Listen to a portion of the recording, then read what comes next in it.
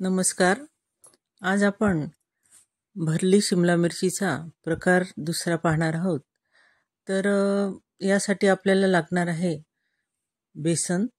तर हे बेसन आपण छान एका पॅनमध्ये खमंग असं भाजून घेणार आहोत. हे बेसन आपल्याला कोरडंच भाजून घ्यायचं आहे, तेलाचा वापर करायचा नाही आहे.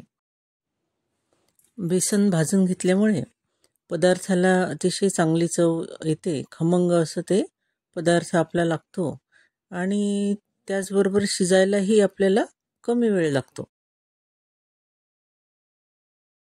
तर छान असं गुलाबी रंगावर आपलं बेसन हे आता परतून झालेलं आहे. आता हे बेसन आपण एका बाउलमध्ये काढलेलं आहे आणि त्यात बारीक कापलेला कांदा आणि त्याचसोबत हिरवी मिरची, लसूण, अद्रक आणि जिरं याची जी आपण पेस्ट तयार केलेली होती तर ती आपण त्यात टाकून घेतलेली आहे.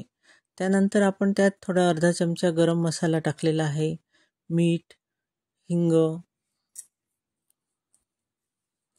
त्याचसोबत आपण त्यात हळद, धनेपूड आणि तिखटही टाकून घेतलेलं आहे.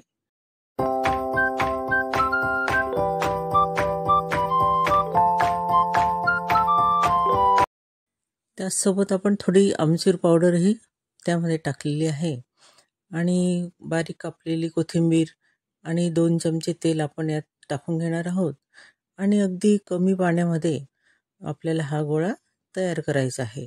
सुरुवातीला आपण हाताने चांगलं तेल चोळून घेतलेलं आहे बेसनाला आणि त्यानंतर आपण पाण्याने हे बेसन घट्ट असं भिजवून घेणार आहोत.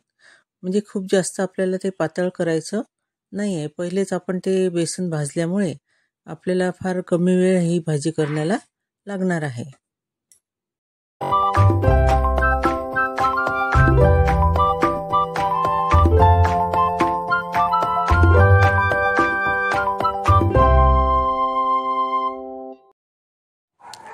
आता आपलं बेसन भिजून तयार आहे आणि आपण ते आपल्या शिमला मिरची जी कापून ठेवलेली आहे आपण, तर त्या शिमला मिरचीमध्ये आपण हे अगदी दाबून दाबून भरणार आहोत. शिमला मिरचीला आपण थोडं कापल्यानंतर बिया वगैरे ते काढून टाकलेले आहेत आणि त्याला थोडंसं मीठ चोळून घेतलेलं आहे, कारण त्या आपल्या मिरचीची सुद्धा आपल्याला चव लागली पाहिजे. आता हे आपलं स्टफिंग भरून झालेलं आहे. एका पॅनमध्ये आपण थोडं तेल घेऊन आपण त्यामध्ये ह्या सगळ्या मिरच्या आपण त्या ठेवलेल्या आहेत आणि त्यावर आपण झाकण ठेवून हे जे बेसन आहे हे शिजवून घेणार आहोत. आणि त्याच्यानंतर जी मिरच्यांची बाजू आहे ती सुद्धा आपण सगळ्या बाजूने असं उभं वगैरे ठेवून आपण ती छान अशी भाजून घेणार आहोत.